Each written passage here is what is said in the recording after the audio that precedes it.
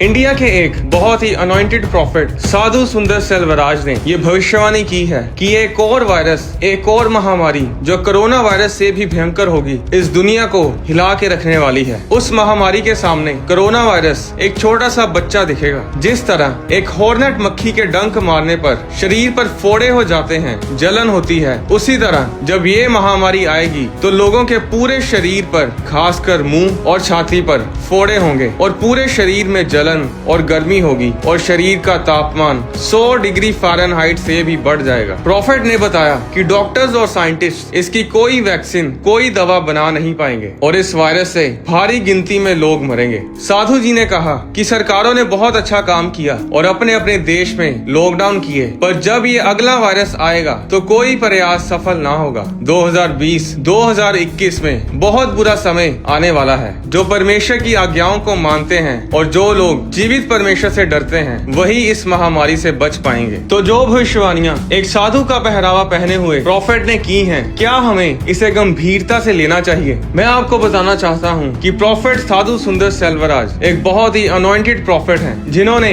ये कोई पहली भविष्यवाणी नहीं की, बल्कि ऐसी कई भविष्यवाणियां उन्होंने की हैं जो हमेशा पूरी हुई हैं। बाइबल में आमोस अध्याय 3 उसकी 7 में लिखा है कि प्रभु यहोवा अपने दास भविष्यद्वक्ताओं पर अपनी योजना प्रकट किए बिना कुछ भी ना करेगा। आज जो कुछ दुनिया में चल रहा है वो हमारे लिए कोई आश्चर्य की बात नहीं है, क्योंकि ये सब पहले से ही बाइबल में लिखा हुआ है। 2000 साल पहले ये वचन यीशु मसीह ने अपने चेलों को बताए थे कि अंत के दिनों में महामारियां होंगी, जाति पर जाति और राज्य पर राज्य चढ़ाई करेगा और जगह जगह अकाल पड़ेंगे और भूकंप होंगे। अप्रैल 2013 में फिलीपींस में एक प्रार्थना सभा के दौरान साधु जी ने भविष्यवाणी की थी कि फिलीपींस में भूकंप आने वाला है। परमेश्वर ने एक शक्तिशाली प्रचंड तूफान इस देश के लिए रखा है। परमेश्वर का क्रोध समर और लीट आइलैंड्स पर आएगा और ऐसा ही हुआ। 8 अक्टूबर 2013 को 7.2 मैग्नीट्यूड का भूकंप बोहोल आइलैंड में आया और नवंबर 2013 में टाइफून योलांडा यानी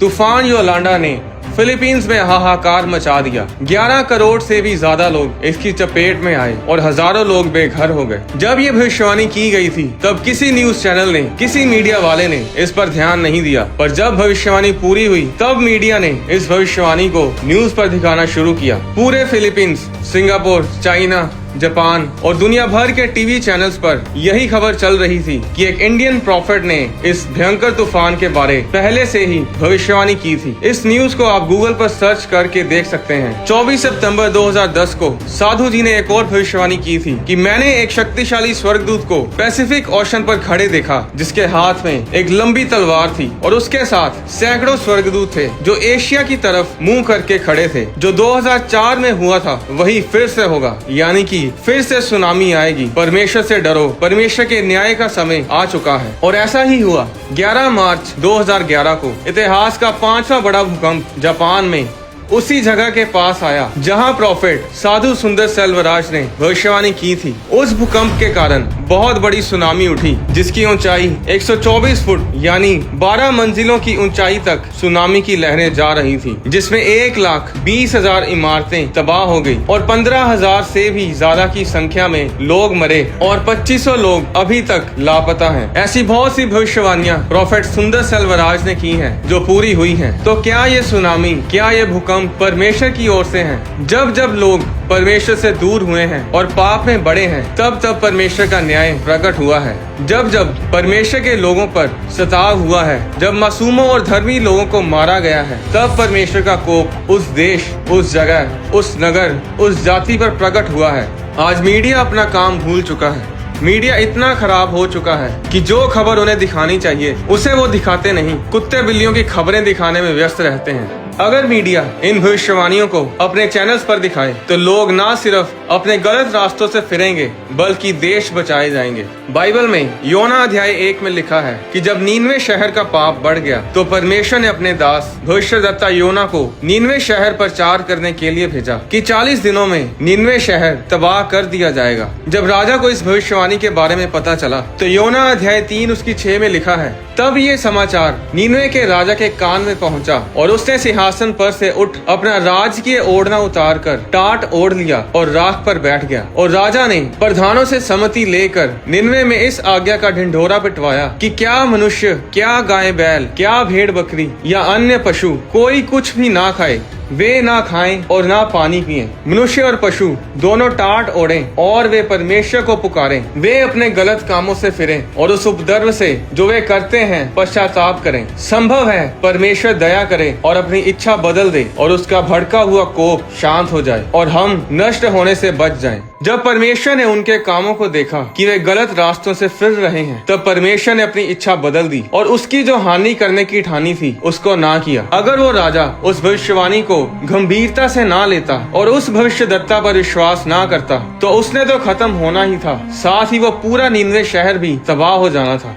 आज समस्या ये है कि आज देश के हाकिम, देश के प्रधानमंत्री, राष्ट्रपति, देश को चलाने वाले लोग ना तो परमेश्वर की सुनते हैं और ना परमेश्वर के दासों की। पुराने समय में जो राजा सफल थे, उनकी सफलता का राज यही था कि वो परमेश्वर के दासों की अगुवाई में चलते थे। जीवित परमेश्वर के भविष्यद्वक्ता राजा को बताते थे कि राजा, तुझे अब क्या करना है, परमेश्वर तुझसे क्या चाहता है, तुझे ये जंग कैसे लड़नी है, किसको मारना है और किसको छोड़ना है। और जब तक राजा उन परमेश्वर के भविष्यद्वक्ताओं की अगुवाई में चलते थे तब वो सफल होते थे। आज भी कुछ नहीं बदला है। अगर देश को चलाने वाले लोग जीवित परमेश्वर के भविष्यद्वक्ताओं की अगुवाई में चलेंगे तो देश धरती पर स्वर्ग जैसा होगा।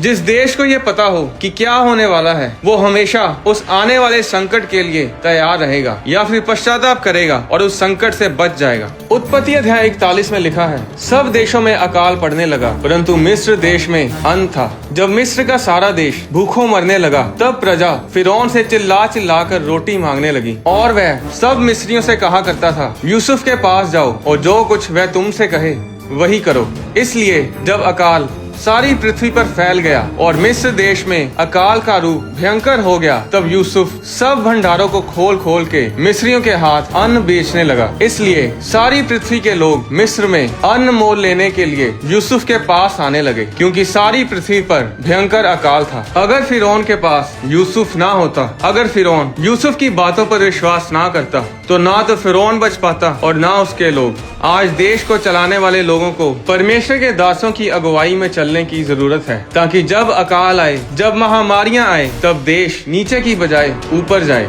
जो टिड्डियों का आक्रमण महाराष्ट्र, यूपी, पंजाब, राजस्थान और जिसे हमने अन्य राज्यों और देशों में देखा, ये कोई नई चीज नहीं है। हजारों साल पहले ये सब होता रहा है और ये परमेश्वर के न्याय का प्रतीक है। उत्पत्ति अध्याय 10 में जब फिरौन ने परमेश्वर के लोगों को आजाद नहीं किया कि वे अपने परमेश्वर की आराधना करें, तो परमेश्वर ने उस देश में टिड्डियों को भेजा जिन्होंने उस देश की सारी फसल को चट कर दिया। ये सब बाइबल में लिखा हुआ है। जो होने वाला है, जो दिन आने वाले हैं, उन सब के बारे बाइबल में लिखा है। बताओ कोई ऐसी पुस्तक जो हजारों साल पहले लिखी गई हो और जिसमें आने वाले कल के बारे में लिखा हो और उसमें लिखी हर एक बात, हर एक भविष्यवाणी पूरी हो रही हो। बताओ कोई ऐसी पुस्तक जिसमें ये बताया हो कि इस युग का अंत कैसे होगा, मरने के बाद इंसान कहाँ जाता है, उसकी आत्मा कहाँ जाती है, स्वर्ग और नर्क क्या है, कब नई धरती बनाई जाएगी, कब इंसान कभी नहीं मरेगा और कब वो परमेश्वर के साथ हमेशा के लिए राज्य करेगा। ये सब बाइबल में लिखा है।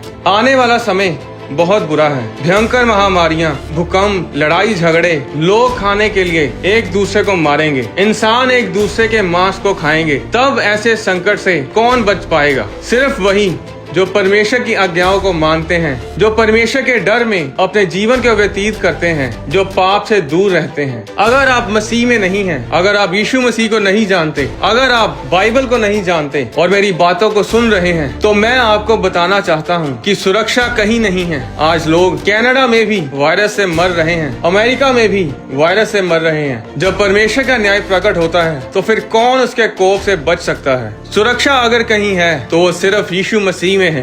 अब ध्यान से सुनिएगा, यीशु मसीह कोई धर्म नहीं, परमेश्वर ने कोई धर्म नहीं बनाया, परमेश्वर ने कोई जात नहीं बनाई, परमेश्वर ने इंसान को बनाया है। आप जिस भी धर्म से हैं, जात से हैं, यीशु मसीह आपके धर्म को नहीं, आपके जीवन को बदलते हैं। बाइबल में लिखा है कि चख के देखो यहोवा कैसा भला है। परमेश्वर आप पर दबाव नहीं डालता कि आप उसके पीछे चलें, पर वो ये गारंटी जरूर लेता है कि अगर आप उसके पीछे चलें तो चाहे आप आग में से गुजरें या फिर पानी में से, ना तो आग आपको जला पाएगी ना पानी आपको डुबा पाएगा। अगर आप यीशु मसीह को अपना उद्धारकर्ता ग्रहण करना चाहते हैं तो ये बहुत ही आसान है। मेरे साथ बोलें, परमेश्वर मैंने पाप किए हैं, मैं अपने पापों से तौबा करता हूँ कि मैं दोबारा पाप नहीं करूँगा। यीशु मसीह आप मेरे दिल में आए, मैं आपको अपना उद्धारकर्ता ग्रहण करता हूँ यीशु मसीह के नाम में, आमीन। अगर आप यीशु मसीह के बारे में जानना चाहते हैं, अगर आप जानना चाहते हैं कि आप असल में हैं कौन, आपको किसने बनाया, इस दुनिया को किसने बनाया, सूर्य, चंद्रमा, तारे, आकाश मंडल किसके हाथों की रचना है, तो इन सभी सवालों के जवाब आपको बाइबल में मिलेंगे। आपको बाइबल पढ़ने के लिए किसी रीति रिवाज की जरूरत नहीं। आप इंटरनेट पर ऑनलाइन बाइबल पढ़ सकते हैं। आप अपने फोन में बाइबल ऐप डाउनलोड करके भी बाइबल पढ़ सकते हैं। बाइबल इस दुनिया की सबसे ज्यादा पढ़ी जाने वाली पुस्तक है। एक गाल पे कोई थप्पड़ मारे तो दूसरा उसके आगे कर दो। ये सब आपने मुन्ना भाई की मूवी में देखा होगा कि ये महात्मा गांधी जी के शब्द हैं, पर असल में ये वचन बाइबल में लिखे हुए हैं। गांधी जी बाइबल को पढ़ते थे और बाइबल से ही ये ज्ञान उन्हें प्राप्त हुआ था। आपको बाइबल पढ़ने के लिए अपना धर्म बदलने की जरूरत नहीं। परमेश्वर का अनुग्रह आप सब पर बढ़ता जाए। आने वाली वीडियोस में मैं आपको बताऊंगा कि स्वर्ग के दरवाजे और खिड़कियां कहां पर हैं, स्वर्गदूत कितनी तेज उड़ते हैं। क्या आपका और मेरा कोई स्वर्गदूत है? अगर हमारा स्वर्गदूत है तो वो कैसा दिखाई देता है?